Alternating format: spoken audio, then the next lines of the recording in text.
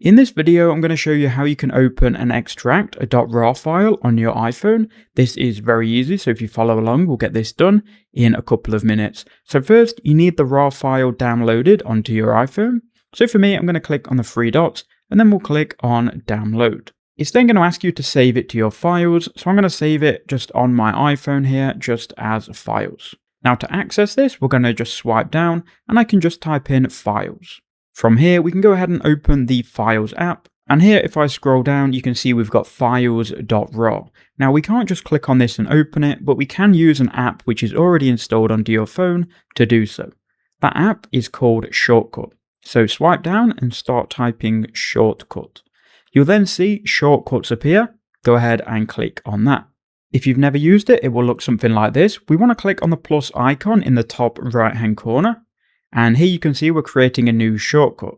Here where it says search actions, type in file, and then click on file here, this one. Once you've done that, click on file again, and then it will open up your files. Here you can go ahead and select the RAR file which you want to open. Then click on open. Then where it says search actions, click on that, and then type in extract. Then you can see extract archive.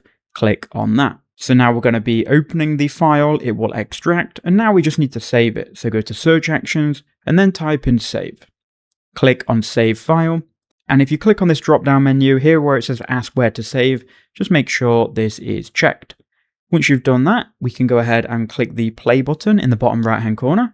This should then ask you exactly where you want to save it. So we can go to browse.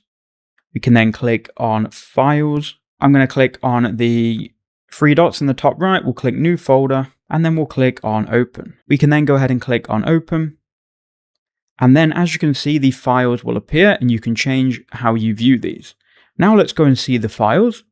So to do that, you want to swipe down and then go to files again. Then you're looking for the new folder that you just created.